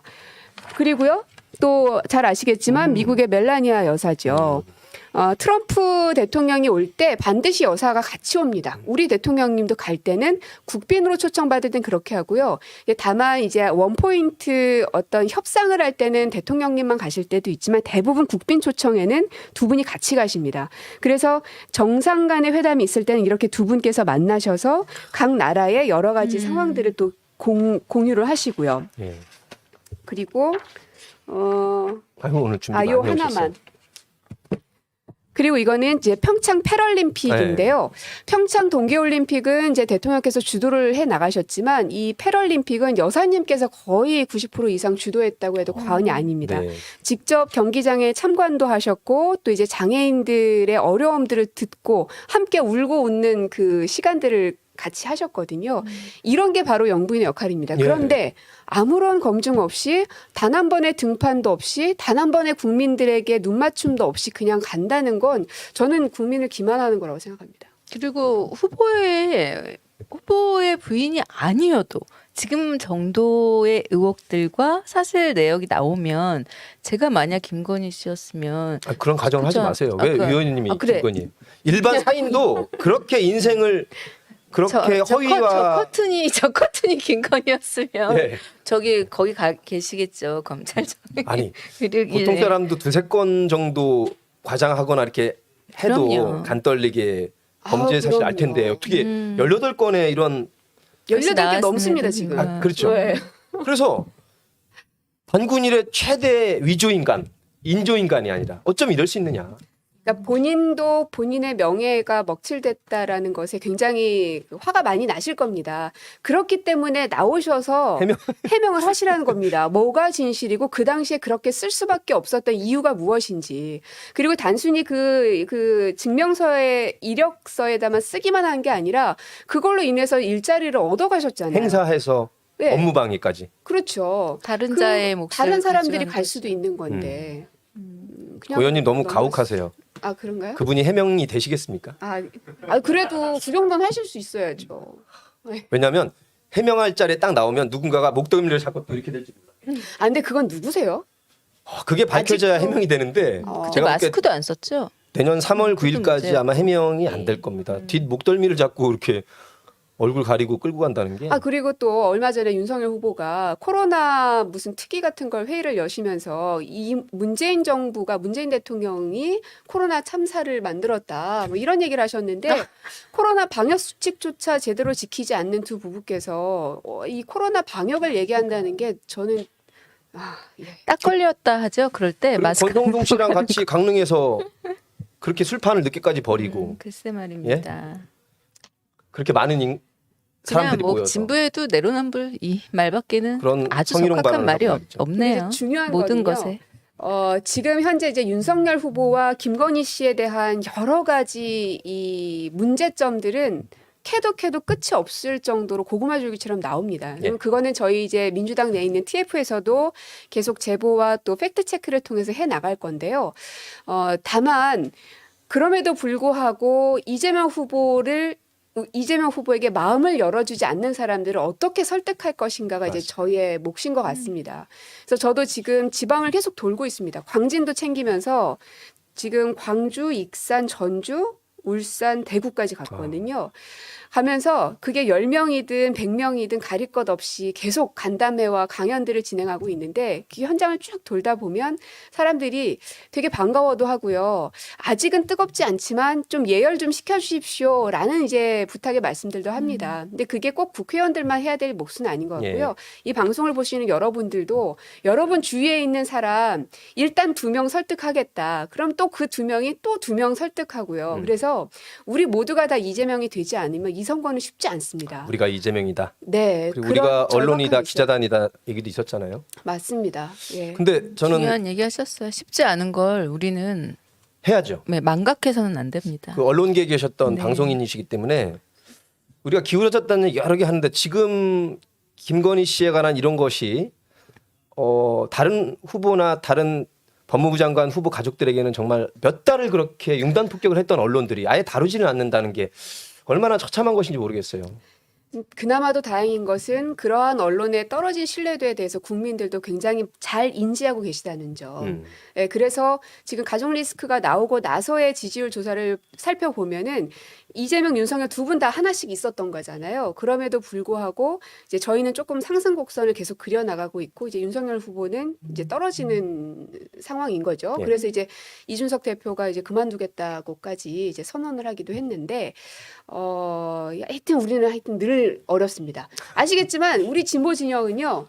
대통령 선거든 뭐든 쉬운 게 없어. 쉽게 된 적이 없어요. 네. 국정농단으로 국민들이 촛불 들었을 때 2017년도만 조금 여유 있게 이긴 거 말고는 그때는 보수들이 많이 돌아섰기 때문에 또 있습니다. 이번에는 진보도 제가 보기에는 돌아섰지만. 지금 딱 붙어 있습니다. 네. 네. 우리가 70일 동안 열심히 하면 이기고 방심하면 질 수도 있다는 생각으로 해요. 그럼요. 그렇습니다. 그래서 제 목표는 일단은 1월 설날이 언제죠? 1월 말인가? 2월 초인가? 1월 말 전에 결정될 거고요. 그러면 이제 12월 요 말까지는요. 지금의 이 접전으로 붙어 있는 거를 계속 유지해 나가야 됩니다. 이게 다시 뒤집히면 안 되고요. 예. 유지해서 단 1%라도 벌려야 1월에 들어갔을 때 이 격차를 더 벌릴 수가 있습니다. 아, 그걸 왜냐? 유지해야 됩니까? 유지? 네. 살짝 넘어도 되죠. 그럼요. 아니 꼭 유지를 강조하시길래 아닙니다. 굉장히 유지란 단어에 확 꽂히네요. 예. 트라우마 있어요. 죄송합니다. 네. 넘어야 됩니다. 알겠습니다. 예. 넘어야 됩니다. 나 개그 욕심이 자꾸 막 하세요. 아니에요. 아니에요. 자, 우리 걸리지 않게. 늘 명쾌하게 속 시원하게 해주셨는데 우리 고 민정 의원께서 이재명 대통령 후보의 이자 제자 명자 삼행시를 짓고 저희가 보내드리도록 하겠습니다. 전혀 언질이 없었지만 맞아요. 아나운서 출신이 이재명의 이제는 제 재밌게 좀 살아봅시다. 명. 명쾌하잖아요, 이재명. 아이고, 야 역시 와 어떻게 저렇게 바로 고민정 나온 것 의원님 같은데. 화이팅. 고맙습니다. 고맙습니다. 네. 다음에 또 나오세요.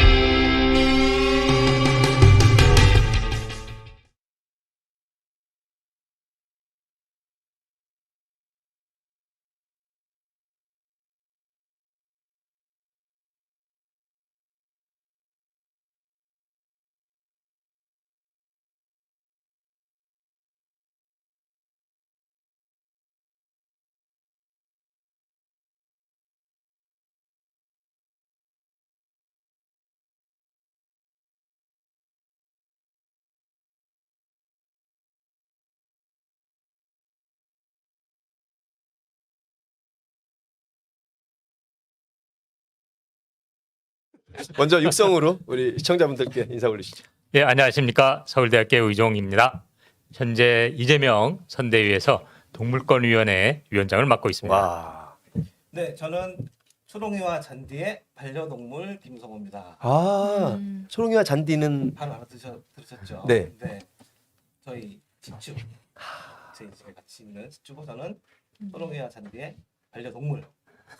본인도 동물이세요? 그렇죠. 호모 호모, 반려큐스. 호모 애니마. 바로 반려. 근데 교수님 네. 동물복지위원회나 동물정책위원회가 네. 아니라 동물권위원회라고 하셨어요? 권위원회. 네, 맞습니다. 왜 동물권위원회요? 저도 충격이었는데요. 사실 이재명 후보께 당연히 뭐 사실 이 동물 반려인과 이렇게 늘어났음에도 불구하고 네. 이 뭐 지금 화면에는 우희정 교수님과 김성호 네. 교수님이 바뀌었습니다. 살짝 바꿔치기가 됐지만 여러분 알아보시기 네. 바라겠습니다. 성까지 바꿨습니다. 뭐 괜찮아요. 그래서 이번에는 꼭 선대위에 정식 위원회를 만들자. 뭐 또 이재명 후보께서 평소 이제 동물에 대한 이런 말씀을 많이 해주셨기 때문에 그래서 이제 처음으로 이 선대위에 사실 문재인 대통령 때는 이제 특별위원회였거든요. 네. 그래서 이번에 이제 만들자 그랬는데 당연히 저는 뭐 일반 어떤 입장에서 동물복지위원회 그럴 줄 알았는데. 네 아니면 동물정책위원회 제가 말씀드린 거예요. 네. 그런데 갑자기 이 후보님께서 무슨 말이냐 동물권위원회를 하는 게 좋겠다. 그럼 네이밍을 이재명 후보가 직접 하신 거예요? 네네네. 저 사실 충격이었습니다. 그러니까 인권이랑 같이 평행 그렇죠. 안에 동물권. 두는군요. 네. 그렇죠. 네. 그만- 왜 우리가 이제 아동권 뭐 이런 거 얘기하는 맞네. 것처럼 음. 동물도 단순히 복지 차원에서 바라볼 게 아니라 생명으로 봐야 된다. 그래서 동물권이라고 이름을 지으셨어요. 진짜 이재명 후보가 진짜 박학다식하신 게 처음부터 끝까지 A부터 G까지 다 보세요. 동물에 관한 것도 동물권이라는 개념을 그렇게 잡으신 게 애정과 관심이 없이는 불가능한 내용이거든요. 따뜻함이 없으면 네, 아니 불가능하죠. 100개랑 달라요. 이렇게 말하면 좀 이상하지만 실행력이 있고 막 추진하시는 분인데도 네. 그 섬세한 생명 감수성. 전 사실 생명 감수성. 네 저는 사실 동물권을 학교에서 이제 강의하고 있거든요 한 학기. 그렇지만 뭐 아직 일반 분들이 동물권 그럼 낯설 거라고 생각했는데 아니 뭐 수학을 공부하신 분도 아닌데 그런 말씀해 주신 걸 보고 우리 사회에 희망이 있다. 김성호 교수님. 네. 국민들의 상당 부분이 반려동물과 함께하고 있잖아요, 지금. 그렇죠. 네. 제가 알기로 한 3분의 1 가까이도 될 수 있다고 네, 봤는데. 네. 통계에 의하면 뭐 20% 안팎인데 네. 점점 늘어나고 있고요. 동물권 말씀하셨지만 이제 동물권이라는 어떤 그런 철학은 꼭 반려인 비반려인을 나누는 것이 아니고 사람과 동물을 이분법적으로 나누는 것이 아니라 사람, 동물, 환경 모두가 하나로 연결되어 있다는 어떤 그런 것을 의미하거든요. 그래서 실제적으로 후보님께서 동물권이라 말씀하셨을 때 이번 대선을 앞두고 경선 시기였지만 예. 많은 지지하시는 우리 반려인들, 지지하시는 분들이 박수를 쳤습니다. 그래서 네. 이번에는 정말 해볼만하다. 그런데 또 우리 윤모 씨께서 토리 아빠라고 하는 분이 또 도와주셨잖아요. 식용개가 따로 있다 뭐 이러면서. 그랬죠. 그래서 저희가 사실은 이번에는 정말 선명한 그 동물권 정책을 주시고 네네네. 또 그동안 동물복지 정책은 참 많았는데 실행이 안 됐습니다. 이번에는 실행력을 또 합니다. 이재명 후보가 나오셨기 때문에 정말 기대하는 바가 큽니다. 그럼 말씀하실 게 망정이지. 아니 그 토리라는 개가 네. 진짜 동물권을 엄청 확대한 거예요. 자기가 사과가 앞에서 그렇게 한다는 걸 네. 어떻게 그 동물이 인지를 했는지 모르겠지만 본인의 의지랑 의사가 관계가 있겠습니까, 그게? 그렇죠. 또 식용견 반려견이 따로 있지도 않지만 나눈다는 발상 자체가 또 권을 무시한 거죠. 그런 발언도 했죠, 참. 맞습니다. 가끔 제가 모든 발언이 네. 어느 시대에 왔을까 싶지 않아요? 제가 그저께 네. 개식용 문제를 위한 이제 그 논의 정부위원회가 지금 진행되고 있거든요. 비공개로. 그런데 거기에서 또 그 윤석열 후보가 했던 말 똑같은 말을 개농장 하시는 분들이 그대로 얘기해요. 아니 우리 사회에 이런 반려동물과 반려견과 식용견이 따로 있지 않느냐 이런 얘기를 해서 제가 그때 물론 당연히 그에 대한 얘기는 제가 뭐 충분히 했습니다만은 윤석열 씨의 이 생명에 대한 감성이 이 개농장 하시는 분들과 직결돼 있구나라는 걸 제가 아주 새삼 느꼈죠. 거기에 멈춰 있다. 아주 그렇죠. 예전. 뭐 찬반 토론이 항상 있었고 양론이 있었지만 전체적으로 이쯤 정도는 개 식용은 안 하는 것이 좋겠다. 우리 국격에 걸맞게 이런 수준까지 왔는데 어떻습니까, 교수님? 왜 그렇죠. 예, 우리가 뭐 사실 식용으로 소고기, 돼지고기는 먹는데 닭고기까지 왜 개는 특별한 것인지 이렇게 이제기하는 분들도 일부 있어서 한번 네. 교수님께서 네, 말씀해 이제 그런 개식용이 뭐 국제적인 이 상황에서 멈춰야 된다는 건 아마 많은 분들이 이미 알고 있어서 뭐 저는 반복 안 하겠습니다만 간혹가다 이제 주시는 분들이 이제 크게 두 가지 질문이 있어요. 지금 말씀하신 것처럼 야, 소, 뭐 돼지 먹는데 왜 개는 먹으면 안 되냐? 이것은 굉장히 종차별적인 생각이죠. 지금 이 코로나 사태나 모든 기후 위기가 인간 위주의 사고에서 발생한 건데 그렇게 질문하시는 분들은 사람과 동물이라는 아주 그 이분법적 생각 속에서 각 종의 다양성을 전혀 존중하지 않는 각 종의 다양성이 있다. 그렇죠. 사실 동물권도 그 잘못 이해하시는 분들은 그러면 동물도 사람과 같은 권리를 갖는 거야? 그게 아니거든요. 생태계 지위에 맞는 다양한 그 권리와 복지를 우리가 존중하자는 거기 때문에 네. 그런 농장동물과 반려동물을 함께 보는 사고 방식 자체가 굉장히 종차별적인 생각이죠. 김 교수님은 지금 두 마리 둘입니다. 말이라고 해도 괜찮죠? 네. 물론 반려고 여기라고 부르는 또 이제 움직임도 있습니다만, 네. 그건 너는 외국인데. 어떻습니까? 국민들은 지금 고양이, 개, 뭐 햄스터 포함해서 굉장히 많이들 홀로 외로울 때 동물을 통해서 위안도 얻고 네, 네. 그 동물도 그 주인을 그토록 네, 네. 최고의 존재로 같이 반려하잖아요, 네, 서로. 맞아요. 네. 우리 정치권에서 행정적으로 이 반려동물을 키우는 우리 국민들께 꼭 보탬이 돼야 되는 그런 정책이나 이런 것들이 어떤 게 있을까요? 사실 너무 많은데요. 예, 중요한 거는 좀 말씀해 주세요. 사실 이제 선거가 되면 옛날에는 아기 안고 와서 많이 찍다가 요즘은 강아지 안고 찍거든요. 맞아요, 맞아요. 표가 된다고 생각하는 거예요. 예. 맞아요. 근데 표가 된다고 생각했는데 안 지킵니다. 아, 그리고 이제 뭐 선심성 어떤 그 홍보성을 많이 하는 것들이 뭐 입양을 하거나 놀이터를 만드는 건데 뭐 그것도 중요합니다. 근데 이 반려동물과 반려문화 또 동물복지 동물권은 굉장히 촘촘하게 얽혀 있고 여러 가지 상황들이 또 부딪힙니다. 그래서 하나의 문제, 하나의 정책은 절대 해결이 안 돼요. 근데 우리 이재명 후보께서 경선 때 공약도 내보셨지만 7개의 공약으로 잘 나누셔서 굉장히 촘촘하게 그리고 차원 높게 정책을 내셨습니다. 그리고 우리가 강조하는 실행력 합니다.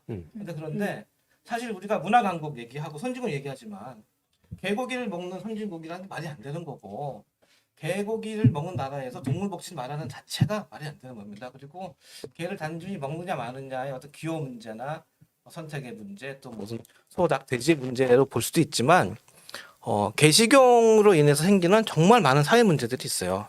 그러니까 동물 학대를 비롯해서 유기견이 생기는 문제, 또 축산업 관련 문제, 굉장히 많은 문제들이 있기 때문에 이번에 개식용만큼은 우리 이재명 후보께서 당선되셔서 꼭 해결해 주실 거라 믿고 나머지 문제들은 차근차근 해결해야 되는데 정말 많이 연결돼 있고 그중에 중요한 것이 이제 산재되어 있는 법들, 부딪히는 법들을 좀 조정하는 것도 있고요. 또 말씀하신 생명 감수성 교육으로 비롯해서 국민 전체가 이제는 동물을 단지 어떤 도구로만 보는 것이 아니라 같이 살아가는 존재로 보는 것부터 시작하는 것이고 그 외에 이제 법을 있으면 법을 지켜야 되면 또 특사경도 있어야 되고 또 뭐 부서도 있어야 돼. 굉장히 뭐 예산들이 파생되는 게 많습니다. 많죠. 그런 것들을 실제로 또 경기도에서 많이 보여주셨어요. 예, 그래서 경기도에서 하신 만큼만 하셔서 굉장히 많이 발전이 될 것 같은데 여기 기대를 정리하는데 하고 엄청 있습니다. 많은 것들을 하셨네요. 네, 그 동물권위원회에서 가장 중점적으로 지금 의견 받고 제시하시고 정리하는 건 뭔가요, 교수님? 네, 역시 이 후보님이 명확하게 말한 개식용 문제. 그게 가장 중요하다고. 다른 후보들은 뭐 표 의식해서 눈치 보면서 언급을 안 하죠. 해요. 네, 네. 슬그머니 하는데 그건 물론 뭐 이 후보께서 당장 뭐 내일 그만두라 이런 게 아니고요. 그것을 위한 충분한 논의와 그러한 배려는 전제되고 있습니다. 특히 이것이 중요한 이유는 뭐 방금 얘기됐습니다만 이런 개 식용을 위한 농장에서 복지 문제, 뭐 학대 문제 다 있어도 더 우리가 주목하는 것은 사실 방역 문제입니다. 방역과 관련해서. 뭐 많은 분들이 이해하시겠습니다만은 이 코로나 사태란 게 이런 산업화된 도시에서 이런 새로운 질병이 나오는 거거든요. 근데 개농장이라는 데 현지를 가보면 정말 여기는 이 새로운 신종 인수전염병이 나올 수 있는 여건이 너무나 마련돼 있어요. 아, 그렇군요. 그래서 이거는 방역 차원에서도 이건 정말 근절해야 되기 때문에 이 다른 후보와의 어떤 차별성과 더불어서 국민 모두의 안전을 위해서 개식용 문제가 있습니다. 그리고 또 방금 얘기 나왔습니다마는 현재까지 한 30년 전 된 법안을 교환해서 이렇게 막 누더기 법안이 돼 있다 보니까 이제 이런 법안을 통일하고 행정 조직을 좀 만들어야 될 필요가 있는데 예. 이 후보께서 명확하게 그 점을 말씀해 주셨고요. 지금 뭐 농림부랑 관계가 있는 건가요? 부처 관할로는 어떻습니까? 네, 그래서 아주 좋은 말씀해 주셨는데 바로 그저께 계시경 종식을 우리가 위해서 토론회가 있었는데 주관 부처가 농식품부다 보니까 실제로 농식품부에서 계시경 합법화를 위한 연구 영역을 발주했던 게 드러났거든요. 최근에. 영역까지. 네, 그래서 뭐 우리 고 의원님께서 늘 말씀해 주신다만 이런 동물 반려동물 문제는 가족의 이론이라면 여가부나 저는 또 뭐 생명의 관점에서 보면 보건복지부 이래서 이제 조만간 왜냐하면 이제 이 농식품부는 이 반려동물을 다루는 게 한 과에 있어요. 작은 과에. 그래가지고 어떻게 1,400만의 반려인구와 예. 몇 조 단위의 산업을 그걸 뒷받침하겠어요. 근데 이 후보께서는 그걸 명확하게 지금 짚고 그래서 저희가 위원회에서도 제대로 하고 뭐 고 의원께서도 뭐 법안에 충분히 해줄 거죠. 사실은 네. 지금 그 이제 문재인 정부가 인수위가 없이 출범을 했었기 때문에 원래 이제 부처 간의 여러 가지 통폐합 조정들은 이제 그 시기에 해야 되는데 그걸 이제 못했죠. 그래서 다음 이재명 정부에서는 반드시 그걸 거쳐야 되는데 그 중에 하나가 요 동물과 관련된 거를 어느 부처로 조정을 해낼 것인가. 근데 제가 그 동물권위원회 이제 공동위원장인데요. 그러세요, 우리- 회장님. 아, 예, 예, 예. 고위원장. 네네네. 아, 근데 우리 교수님들이요, 방금 말씀 들으신 것만도 되게 많잖아요. 저한테 엄청난 압박을 주십니다. 그래서 지금 압박을 받는 두 분의 법안을- 의원을 문화예술은 우리 유정재 의원님. 네. 그래서 할 일이 진짜 많구나. 심지어는 저번 주에 저희가 그 비건 문화를 한번 체험해 보고자 MZ 세대들의 비건 문화를 같이 하는 이제 간담회를 했거든요. 근데 음식을 먹었는데 너무 맛있는 거예요. 그 비건 음식인데요. 그래서 그냥 샐러드만이 아니더라고요. 그래가지고 제가 바로 집에 가서 또 시켜 먹고 그날 이후로 일단 그래 소고기, 돼지고기, 닭고기라도 한번 먹어보지 말자. 그렇게 한번 실천을 해보고 있거든요.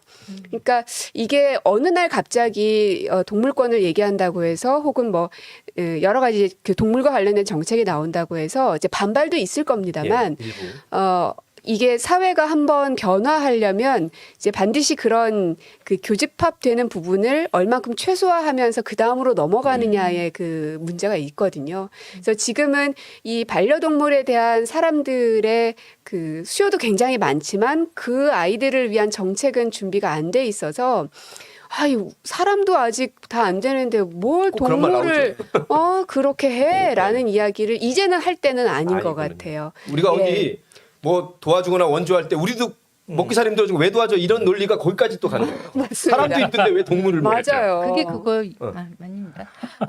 예술하는 사람들한테 지금 뭐 예술이 문제야? 맞네. 그런 식으로 먹고 억지로 살기인데 해서. 무슨 예술 타령이야, 예, 근데 무슨 이제- 문화야? 뭐 이런. 동물한테 돈을 쓴다고 생각하는데요. 반려동물 놀이터를 만들면 예산도 있고 장소도 있는데 항상 부딪히는 문제는 주민들의 반대입니다.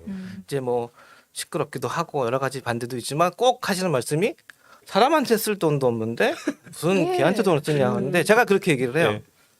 그 개가 자기가 가고 싶을 때 문 열고 차 타고 가는 거 아니잖아요.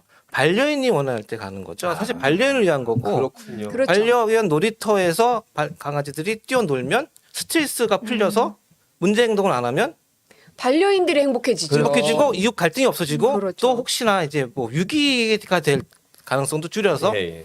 유기동물을 관리하는데 1년에 300억 이상이 들어요. 그런 비용도 줄어들기 때문에 사실 반려동물이나 동물에게 돈을 요만큼 쓰는 거는 예.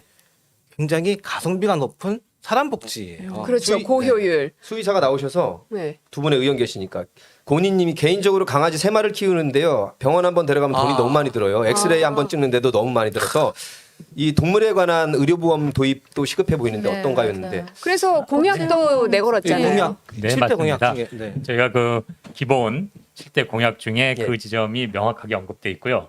저희가 이것을 위해서 또 토론회도 열었습니다. 네, 표준수까지. 그렇죠. 표준수까지 또 이런 또 이제 수의사 쪽의 입장도 있다 보니까 그렇죠. 제가 그러나 이미 이 독일이나 유럽의 사례를 다 고려해서 유연한 제도로 해서 곧 그것은 마련해야 된다고 저는 생각하고 있습니다. 아마 이재명 후보는 하실 겁니다. 방송을 하다 보니까 의정 네. 교수님과 하니까 성우랑 방송하는 것 같아요. 정말 반가워. 교수님. 저랑 둘이 굉장히 인연이 깊습니다. 전 예전에 네, 비례대표 할 때 아니, 뭐 다- 많이 지금 대표셨거든요 그때. 현재 이제 이재명 후보가 내건 그 동물 관련 공약이 이제 표준 수컷제 도입하겠다. 그다음에 신종 펫샵을 이제 근절하겠다. 그 안에서 이제 돈으로 이 동물들을 사고 파는 행위들을 이제 근절시키겠다는 공약을 내걸었고 또 성남시장 경기지사로 계실 때 뭘 많이 하셨어요. 왜 많이 있습니다. 경기도 반려동물 입양 센터를 수원에다가 만드셨고요. 그다음에 돌봄 취약 가구 반려동물 의료 서비스를 20만 원 정도로 지원을 해 주셨고요. 이러면 이제 반려인들의 스트레스가 줄어드는 거죠. 예. 그다음에 모란시장 잘 아시겠지만 그 개고기 시장이 있었잖아요. 요거를 이제 폐쇄했던 게 17년이었고 반려견 놀이터도 중앙공원, 탄천둥지, 율동공원 등에다가 조성도 13년부터 이미 진지게. 의원님 그러시니까 지금 국정감사 현장 같아요. 2017년도에 했고 그다음에 경기도가 이렇게 똑바로 하란 말이에요. 전 모란시장이 기억이 나요. 네. 아, 그렇죠. 갔던 정리하셨죠. 그 기억. 네. 국민들께 많이 인식이 됐죠 이슈가. 네, 근데 그걸 딱 폐쇄했었고 그렇죠. 반대도 굉장히 심했던 기억도 제가 분당에 아, 살았었거든요. 네. 그 기억도 있고 예, 지금 소확행 공약에도 굉장히 네, 많은 네. 우리 지난주에도 소개를 했지만 또 관심을 갖고 있는 거는 확실한 것 같고 우리 소확행이라고 또 저희 이거 외에 네. 국회 모임이 있어요. 소확행 연구 모임이 네. 하고 계시지 않나요? 내가 있군요. 이거 좀 저는 이제 거기서 맡은 게 제가 반려견과 또 네. 반려동물들과 함께 이제 찾아갈 수 있는 좋은 뭐 공간이라든지 네. 뭐 같이 네네. 누릴 수 있는 곳을 어떤 카카오 맵과 네. 같이 MOU를 맺어서 인천시에서 먼저 했었거든요. 네. 그것도 공약이 있습니다. 네, 네, 반려동물 네. 친화적인 근데 사회 굉장히 문화를 반응이 만들겠다는 좋았어요. 거. 네, 물론 네. 그 전에도 있었지만 이렇게 공유하면서 네, 네. 어떤 곳이 제대로 잘 정비가 네. 되어 있고 깨끗하고 안전한지 서로 커뮤니케이션을 할 수 네, 네. 있더라고요. 사실 이렇게 잘 되면 좋은 동물을 사랑하고 네. 함께 갈 행복하고 수 싶은 있고. 일자리도 사실은 그럼요. 잘 만들어낼 수 네, 있는 거 네, 아니겠습니까? 네. 데리고 가고 싶어도 못 가는 데가 너무 네, 많거든요. 맞아요. 한 가족인데. 근데 저는 이런 단지 것도 우리 있고. 위원회에서 특히 신경 쓰는 부분은 꼭 언급해드리고 싶은데요. 네. 저희 동물권위원회는 결국 반려동물 문화를 제대로 안착시키는 거지만 여기에는 사실 우리 사회는 동물을 싫어하시는 분도 계십니다. 결국 이러한 반려 문화가 안착한다는 것은 그렇지 못한 분들에 대한 배려를 우리가 또한 동시에 어떻게 하느냐. 맞아요. 네. 맞습니다. 그래서 서로가 불편하지 않게 이것을 안착시키는 게 저희 또 위원회의 가장 중요한 임무이기 때문에 이 좋아하지 않는 분들, 이분들에 대한 배려도 저희가 늘 공약이나 법안을 만들 적에 염두에 두고 있다는 점을 이 자리를 빌어서 말씀드리고자 함께 합니다. 살아가는 네, 곳이고 네. 싫어할 수는 있는 거거든요. 지금 말씀하신 그건 김에 자율성이지. 맹견은 아니지만 맹견에 가까운 그래서 꼭 사고가 나서 언론에 나올 때가 네, 있거든요. 그럴 때 이제 국민들이 그렇게 맹견은 안 키워야 되는 거 아니야? 네, 뭐 네. 이런 얘기도 일부 나옵니다. 네네. 그 어떤 분은 이제 맹견 마스크 뭐 전에 이제 입마개도 안 하고 많이 얘기하죠. 네. 그 개가 사람을 물면 뉴스가 안 되는데 사람이 개를 물면 뉴스가 된다. 이런 말을 이제 많이 언론학에서 하죠. 얘기하죠. 근데 지금은 이제 개가 사람 무는 게 뉴스가 많이 되죠. 반려 문화가 갑자기 확산되니까 싫어하는 분도 많아지고 또 정착되지 않은 문화 때문에 그런데 사실 그래서 어떤 제도 정착을 하는 게 중요한데 맹견 이제 얘기가 나와서 말씀드리는데 우리나라의 맹견 관련 제도는 너무 획일적이고 빈틈이 많습니다. 그리고 개물림 사고의 정확하게 90% 이상이에요. 95%도 넘을 거예요 아마.은 다 살아 아는 사람, 실내에서 일어납니다. 그러니까 개 잘못이 아니고 사람 잘못인 게 많습니다. 오. 네, 그래서 사실은 반려인도 많아지지만 반려인 아무나 쉽게 사고 키우고 버리지 않도록 정말 우리가 좀 인식 개선이 인식 개선, 사회 문화 개선이 중요하고 그런 것들이 정책에 다 녹아 있죠. 교육도 필요하겠네요. 그럼요. 그렇죠. 아, 어떻게 그게 중요하죠. 사실은 강아지 저는 직접 키우지는 않지만 조카 셋이 있는데 막내가 강아지거든요. 아, 너무 보고 싶어서 맨날 영상 통화하고 막 그러는데 네, 네. 예, 별로 반가워하진 않아요. 뭘 줘야지. 네, 먹을 거 뭐지 뭔지 알니까 이런 저는 막 이름을 불러대고 네, 네.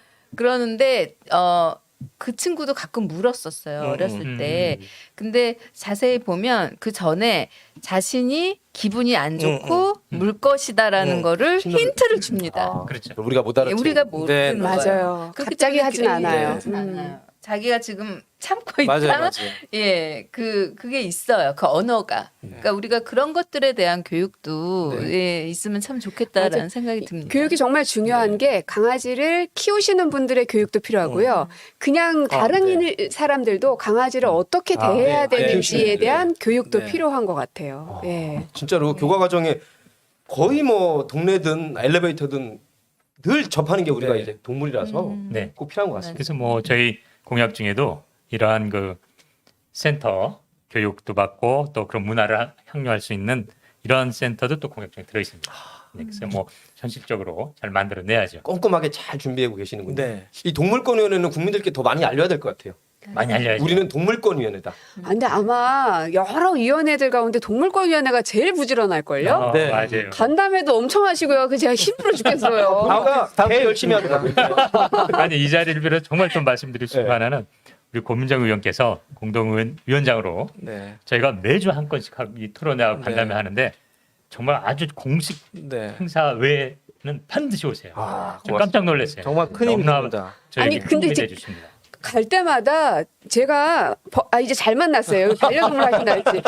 한 번 간담회 하면요. 기본적으로 법안이 한 4-5개는 보여요. 필요한 법안이. 네. 근데 이제 저 혼자 다 못하니까 그래서 여러 이제 그 공통된 의원님들하고 좀 같이 하면 좋겠다 생각이 드는데, 네. 이 위원회 들어오란 말은 하지. 아니, 위원회 없어. 여기 많아서. 문화의 숲도 네. 수요가 엄청 넘치더라고요. 너무나 좋아하지만 위원회를 하나 더 맡으면 저희 방에서 아마 이제 저를 내쫓을 사퇴할 수도 있어요. 있어요. 보좌진 사퇴. 예, 여러분은 지금 오세훈을 누른 광진의 고민정 의원님의 말씀을 듣고 계십니다. 네네. 그래서 왜 광진 나 못 알아들었어요. 지금. 어느 대목에서 뭐 웃었어야 되는가? 광진은 너무나 하여튼 뭐 연결되는데 그렇죠? 네. 우리가 우리- 나중에 보십시오. 동물 정책 복지가 중요한 게 많은 국민들이 개를 키우고 싶다 이런 생각 가지고 있고 분양을 받아야 되나 뭐 누구한테 얻어야 되나 이런 정보가 없을 수도 있어요. 그리고 아까 말한 돈이 너무 많이 들어간다. 네. 그렇죠. 이거를 공적 영역에서 어디까지 지원 혹은 보조해 주는 것이 합리적인가? 아주 좀. 그 이제 저희가 아직까지는 그건 이제 구체하지는 않습니다만 방금 말한 대로 이러한 어떤 반려동물에 관련된 어떤 비용이나 이런 부분은 또한 우리 사회에 이 반려동물을 좋아하지 않는 분도 있다면 최소한 책임 있는 어떤 그 양육의 자세. 그래서 저는 유럽처럼 저렴하지만 반려동물을 키우는 분들은 이런 그 양육세를 저는 하는 게 좋다고 생각하는 입장입니다. 선진 사례가 있다면 네. 실제 있고요. 네, 외국에서. 그리고 그것은 일종의 목적세 비슷하게 네. 해서 반려 문화에 다시 환원시켜서 네. 또 싫어하는 분들의 어떤 세금이나 이런 거를 굳이 여기에 안 해도 될 수 있도록 저희가 좀 배려하고자 합니다. 그렇군요. 등록제도 이제 생긴 지가 네, 얼마 안 그렇죠. 되진 네네. 않지만 네. 그래야 생명을 내가 키운다는 우리가 주민세도 내는 것처럼 그럼요. 네. 그런 의식을 또 확보할 수도 있죠. 예. 사실 이제 동물들을 어떻게 하면 더 나은 삶을 살 수 있게 해줄까도 있지만 유기를 저는 좀 네. 막는 게 가장 급선무일 것 같아요. 그 아이들을 위해서도 그렇고요. 그리고 우리의 삶을 위해서도 그렇고 맞습니다. 유기견, 유기묘가 거리에 많으면 많을수록 키우지 않으신 분들은 또 불만도 높아진단 말이에요. 그리고 그 아이들의 생명의 문제도 있고요. 그래서 이게 그냥 동물이니까 하고 그냥 이렇게 내버려 둘 문제는 아니고 이제는 너무나 많은 숫자가 우리와 함께 살고 있기 때문에 받아들이고 그렇다면 해결책은 무엇일까? 대안을 적극적으로 찾는 자세를 이제는 만들어야 될 것 같습니다. 4분 남았는데 두 분 교수님 나오셔서 우리 수의학 박사시라서 뭐 연말에 송년회 하고 분위기 좋았다 갑자기 오미크론으로 다 지금 뭐 4인 모임에 9시까지 줄어들었단 말이에요. 뭐 오미크론도 잡는 백신을 뭐 조만간 만들겠다 이런 제약회사에 발표돼 있는데 네. 예, 우리 지구촌 인간들이 너무 힘들어요 인류가 지금. 아유, 너무 참 좋은 지점을 말씀해 주셨는데요. 이미 이제 우리가 코로나를 겪으면서 인간만이 살 수 있는 이런 지구는 아니라는 건 명확하게 이해된 것 같습니다. 그래서 사람과 동물과 또 자연, 사실 이게 저희 그 동물권위원회의 하나의 또 다른 이름인데요. 이것을 어떻게 우리가 함께 만들어가느냐. 이거는 뭐 심지어 외국에서는 그래서 반려종이란 말까지 등장하고 있거든요. 어떤 철학자는 또 뭐 우리가 보통 말하듯이 나는 생각하다 존재한다 이런 건 이미 낡았고 나는 동물이다 고로 존재한다 이런 말을 자크 데리다라고 하는 철학자가 또 하는 상황입니다. 예. 그런 면에서 이제는 이제 동물과 이 환경과 함께 갈 때 팬데믹 같은 이런 상황도 훨씬 줄어든다는 것 그것이 참 중요한 것 같습니다. 예. 김성우 교수님도 네. 저는 이제 사회복지가 전공인 네. 사람인데 동물복지도 이제 하게 됐어요. 그래서 제가 항상 하는 말이 사람 따로 동물 따로는 절대 아니다. 그리고 이미 코로나 시대가 들어서 이미 알고 있게 됐고요.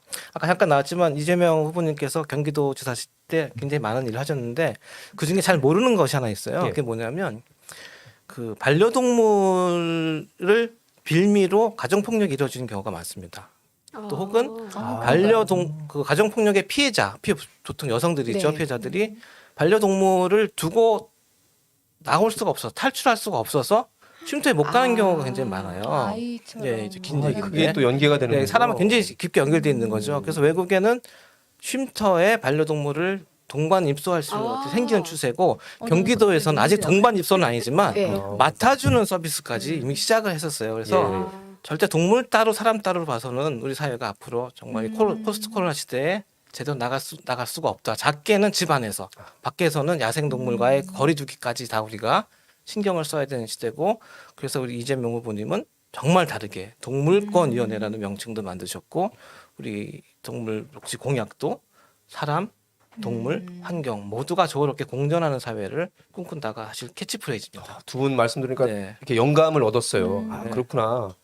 사람이 복지 행복하려면 동물과 뗄래 뗄 수 없는 네, 관계까지 네, 이미 네, 와 있고 음. 외모를 보면 우리 문화예술 감독님 같으신데. 아, 제가 생각이 되나?